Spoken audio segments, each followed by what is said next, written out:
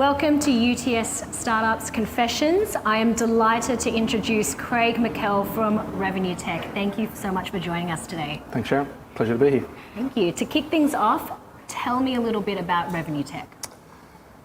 Well, RevenueTek is really a sales and revenue improvement company coming at sales from a slightly different angle to where most people come at it. The easiest way to think of it is people are familiar with MRIs, right? So think of telemetry, which is our platform, is really an MRI for a business sales pipeline. It looks down into the data as an MRI looks down into to the atomic level of cells to identify what's going on, good and bad, often well before whatever's happening down there surfaces as a problem. Amazing. And in a traditional sales cycle, there's usually 4 stages through lead generation right through to conversion. I know with your software you deal with 10 stages. And can you talk a little bit more about that? Yeah. So our company began life back in 2006 as a consulting business within EY, Ernst & Young as it was back then. And we started looking at this thing called a buyer's journey. I don't think you've all heard of it. If you Google it, you'll get a million hits. It's the notion that when organisations typically buy things, they go through a fairly well-worn process from being what we used to call, just unaware or fat, dumb and happy. They don't need anything, everything's good, and then they'll progress down a pipeline to either buying something or not, right? And the key to improving any process, or really to understanding any process, is you've got to look at the steps in the process. You can't manage the quality by only looking at what comes out at the end, because by then it's too late to influence anything that's going through it. All right. So much of what passes as analysis in the world of sales is focused on the result, not so much on what's going on to produce that result. So we started looking at that as a process, and I think we were probably one of the first in the world to actually do that. It sounds really simple, but simple things aren't often well understood. So we built that process and we started looking at and measuring in different organisations how many buyers were moving through those steps, how many weren't moving, and how fast they were moving or not moving. And that gave us it's kind of like the secret sauce of telemetry is that focus on conversion or progression and the velocity through that staged journey. Yeah, velocity is a new term that I've heard to describe sales and sales data. To those that don't know what that is, what does that mean? Well, if we keep it really simple, say you go out and generate some leads and try and turn as many of those leads as you can into some kind of an opportunity. Well, that takes time. Some will move quickly, some won't. Some won't move at all, right? But those that do move, they will take time. Often, it isn't whether you lose a sale, because you can lose a sale for any number of reasons. They can leak out at any one of a dozen or more steps through that process. What kills people is how long it takes them to lose the sale. Right? So measuring how well you progress buyers from one step to is one thing, but you've got to do it at a reasonable rate. Otherwise, sales just take too long to happen. Yeah, and then it's important to, once you've nailed that down, to make that repeatable and scalable. Yeah, it's anyone familiar with a guy named D. Edwards Deming? A doyen of business process. He's the guy who went to the American car industry shortly after the Second World War, and went with the notion of looking at process. You can't manage the quality of the car once it's come off the production line. You've got to look at all the bits that happened beforehand, right? He went to the Americans, who just won the Second World War, and they were on top of the world, and they said, we're not interested. So he went to the Japanese. And the Japanese embraced it wholeheartedly, this whole concept of process improvement, right? B follows A, C follows B, D follows C, etc., etc., etc. Nailing it down, finding the 1% and 2% improvements at each of those steps, right? And the Japanese basically destroyed the American auto industry by following process. Now, what we've done is we've taken exactly that philosophy and brought it across into the world of marketing and selling. So it's new that it's applied this way in sales, but it's not a new concept. Amazing. And so for startups that are looking to build, they're just building their sales and marketing teams, what advice do you have for them? Okay. As I said before, we came on air, always hesitant to offer advice based on my own experience, because one thing I've learned, particularly in this startup community, is everyone's different. It's dangerous to say that because something worked there or in 100 places that it's necessarily going to work for you. However, having said that, I think the most important thing is to think about sales as that process, right? It's not just going out and having coffee and hopefully closing the sale. A lot of stuff has to happen before that. Now, we're in startups, so we don't have unlimited resources, we don't have unlimited cash, right? And we're short on time. So we've got to be careful and selective with what we do, and we want to keep it simple. Within those constraints, though, think about that process and try and be good or effective at as many pieces of that. Just take, a week or so just to sit back and think about where do your sales come from, or where will they come from, and then go and start, conceptualising a process to nurture them through that. Amazing. Right.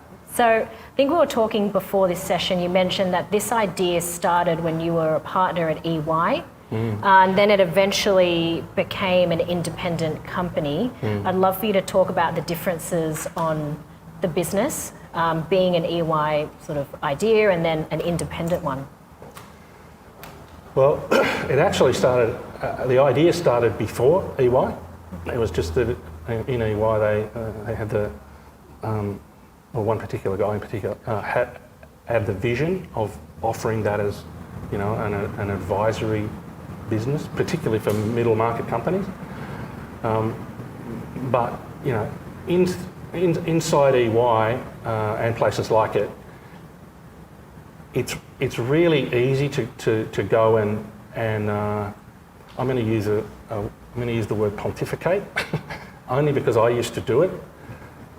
You think that because you in that elite environment, you get to be a partner, and that's as a result of hearing over and over how good you are.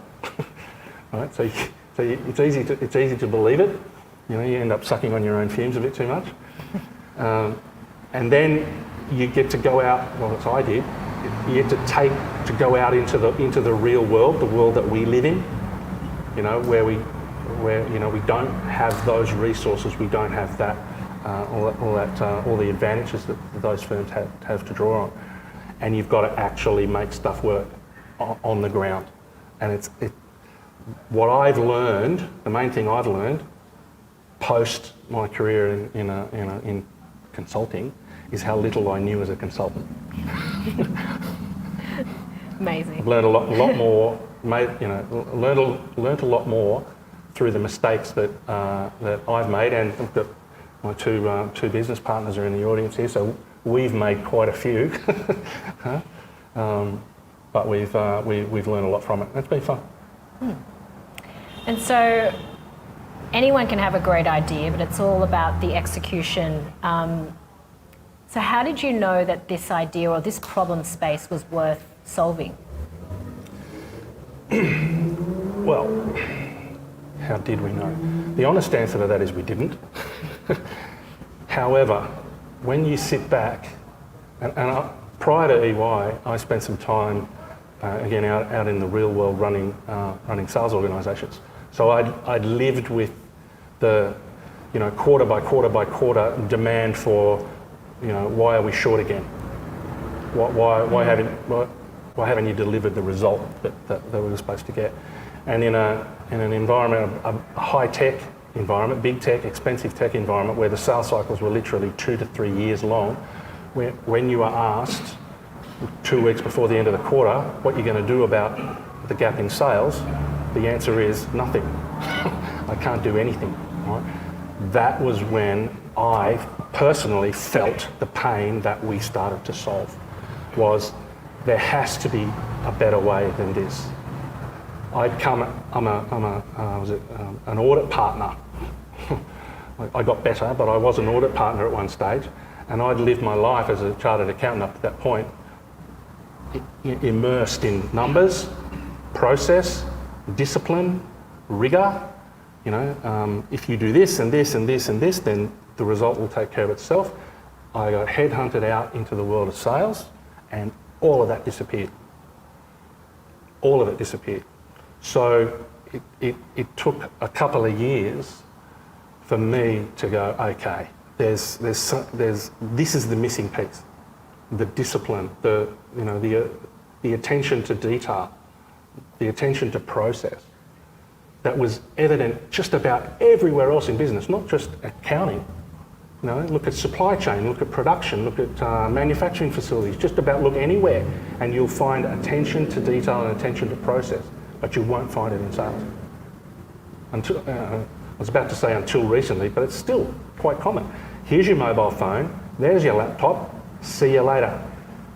Go and sell something. Only to be punished 3-6 months down the road when it doesn't work.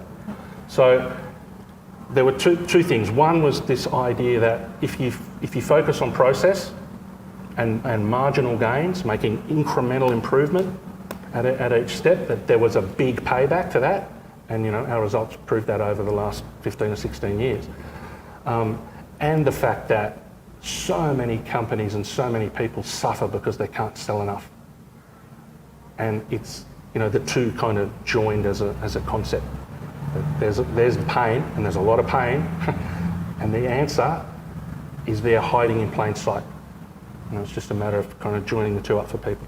Do you have any use cases on sort of what a sales team, how they were operating before and after RevenueTek? Okay, yes. Okay, I'm not going to mention the name of the company because it would be quite embarrassing. However, every person on the planet uses them every day. Well, that's not quite true. Mm-hmm. Nearly every person on the planet uses them every day. Big company, huge revenues, right? So they were running a series of marketing events here, and they run very, very good marketing events. Exceptionally entertaining, big draw cards, don't have a problem filling, the entertainment centre. So all of this was run by the marketing team. And they, produced the equivalent of a couple of boxes full of business cards, which they then handed over to the sales guys and said, there are the leads. Mm. And the sales guys took, and I can still quote the numbers from one of the Sydney events. There were 496 or 97 cards in the box, and the sales guys got 16 first meetings out of that list. Wow. And not a single second meeting. Wow. Why? Because the process was completely segregated. Mm. The message, highly entertaining, but you know what? Most of those people came along because they were proud to be invited by this company in question. They knew it was going to be entertaining, and they got free alcohol. Who's not coming to that? So, however, what the sales guys knew and the marketing people had overlooked was You're there to generate demand. You're not there to entertain people. Hopefully you can do both at the same time, but it wasn't happening in this case. So we worked with those guys. We were brought in by the head of sales shortly after that event that I just described, and yeah, they were. I think given their scale, they were always going to be successful, but they were way more successful here after that. Wow, that's an incredible use case story. Yeah, it would be even better if I could name who it was. Yeah. I'm going to take you back to your first year as an entrepreneur. What was that like? And I guess, you know, with anything, with being a founder or entrepreneur, you need to build resilience. So how did you build your resilience? Don't laugh, Ed. Okay, how do you build resilience? Well,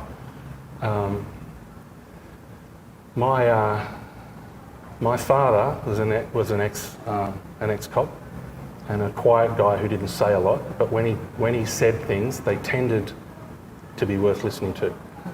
And I found that the older I got, the more he was worth listening to. Yeah. And he had these you know, sort of funny sayings. Anyway, one of them was, if you find yourself walking through hell, don't stop. Right? So that, you know, it doesn't matter what's happening now, just take another step, just take another step, just keep on going. And, you know, as Ed and Dave can attest, we've had times where it's literally been, we just got to keep on moving, just got to keep on going. So resilience is you know, it's an interesting concept, and I'm not a psychologist by any stretch, but in my mind, it's just a choice between whether you're gonna keep on going or whether you're gonna give up. And 100% of people who give up fail. Right? Yeah. So where do we get it at the start? I think we just kind of acquired it, and we, you know, as a group, you know, we've all got enough battle scars from previous lives that we were able to, you know, help each other. But it's not an easy thing. I mean, it's going back to my little story there about what I knew and what I thought when I was inside, you know, big consulting, and what I learned very soon after coming into the, you know, the harsh world of startups is how painful it is, and how you know, you sometimes you've just got to work through it. Yeah, that's true. Yeah. Right, so to wrap up, looking back, what advice would you have given yourself when you started, and to all the aspiring entrepreneurs in the room? Okay, I would have started earlier. Why? Well, for us and for a lot of the other you know, companies that we've been associated with, things just take a lot longer than you think they will. You know, we started this company when I had 3 boys, all in a private school for the first year. Now, anyone who's got 2 or 3 kids, and you know how expensive that is, right? That had to be funded. That's good motivation. In your first year of well, again, goes back to, okay, I can't stop. Yeah. I can't stop, right? Yeah, so I would have started earlier. I'd do it again. It's been hard. It's been very hard. It's taken a toll, and I think, you know, a lot of guys and girls who've been through this would know what I'm talking about. You know, you don't turn off being an entrepreneur. You know, I got a mate who's a pilot, and you know, he whinges about how that industry has changed. But you know, when he gets off the plane, parks it, gets off, he just turns off. Yeah. Right? None of us can turn it off. You know, I mean, we all know what it's like to wake up at 3 or 4 in the morning and your head's spinning, and you just can't switch it off. Right? So, but the alternative to doing that is being, you know, working for the man, and that's a different kind of pressure and a different kind of stress. I wouldn't swap you know, what we've done for that again. We would have done things differently, but again, in startups where you don't have unlimited resources, unless you're lucky enough to have investors on board early who've got deep pockets and lots of patience, you do the best you can with what you've got when you've got it, and you just try and make the best decision you can, and move on with it. And if it turns out to be good, that's a good thing. If it turns out not to be good, well, okay, you pivot and you move and you just keep on going. That's fantastic advice, and I think that's perfect segue into our Q&A. So thank you so much for joining us, Craig. My pleasure. Thank you for those who have tuned in virtually and in person. Have a great Friday, and we look forward to seeing you at the next confession session.